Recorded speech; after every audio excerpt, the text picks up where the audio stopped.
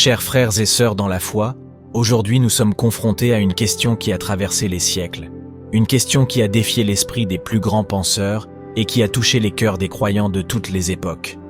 Qui a créé Dieu? Cette question, en apparence simple, nous plonge profondément dans les eaux de la théologie et de la foi, soulevant des interrogations sur la nature même de l'éternité et de l'infini. Mais comme cela arrive souvent, ce sont les cœurs purs et innocents qui mettent en lumière les questions les plus profondes. Récemment, une petite fille de 7 ans de Flero, dans la province de Brescia en Italie, après une leçon de religion à l'école, s'est posé cette même question. Et lorsque ni les enseignants ni ses parents n'ont pu fournir une réponse qui satisfaisait sa curiosité, elle a décidé de s'adresser directement au Saint-Père, le pape François. Avec la foi et la sincérité que seul un enfant peut avoir, elle a écrit « Tu as sûrement une réponse ». Et elle a envoyé sa lettre, espérant une réponse du Vatican. Et, contre toute attente, la réponse est arrivée.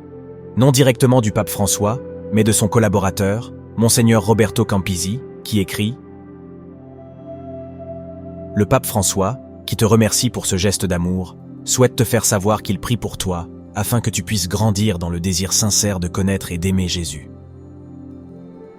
Dans ce cas également, la réponse n'a pas fourni d'explication directe à la question, mais a offert quelque chose de tout aussi précieux, une invitation à cultiver la curiosité et le désir sincère de connaître et d'aimer Jésus.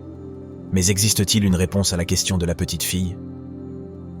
La réponse, telle qu'elle nous est révélée par les Saintes Écritures et la tradition chrétienne, est simple mais profonde. Personne n'a créé Dieu.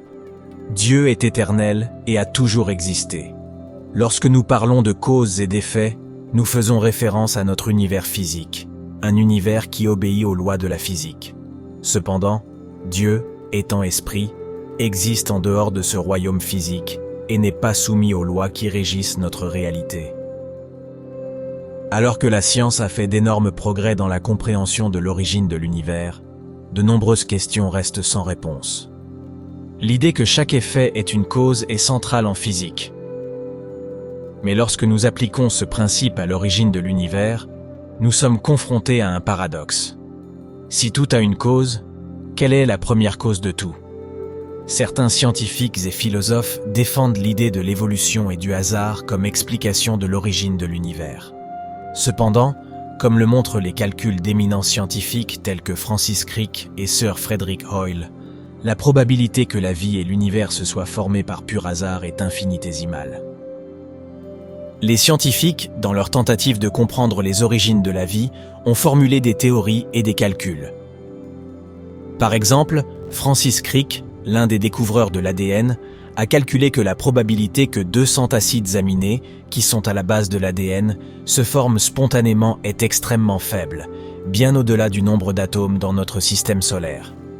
De la même manière, le grand astrophysicien Sir Frederick Hoyle a comparé la probabilité que la vie se développe spontanément à la probabilité qu'un groupe de personnes aveugles résolvent simultanément un puzzle complexe. C'est aussi une probabilité presque impossible à réaliser, d'autant plus que nous rappelons que l'univers a un temps fini, il y a eu un début, il est donc presque impossible que dans un hasard total, certaines circonstances aient été créées par pur hasard, il n'y aurait même pas eu le temps. Ces réflexions nous amènent à une conclusion. La complexité et l'ordre de l'univers ne peuvent pas simplement être le fruit du hasard. La vie, avec sa complexité incroyable, semble nécessiter l'intervention d'un être supérieur, un être que nous, chrétiens, appelons Dieu. Le pape François, phare d'espoir et guide spirituel pour beaucoup, nous rappelle l'importance de chercher Dieu avec un cœur sincère. Il nous remercie pour chaque geste d'amour et prie pour nous, afin que nous puissions grandir dans le désir sincère de connaître et d'aimer Jésus. Ce désir de connaissance nous pousse à réfléchir, à chercher des réponses et à nous rapprocher toujours plus de la vérité. La question « Qui a créé Dieu ?»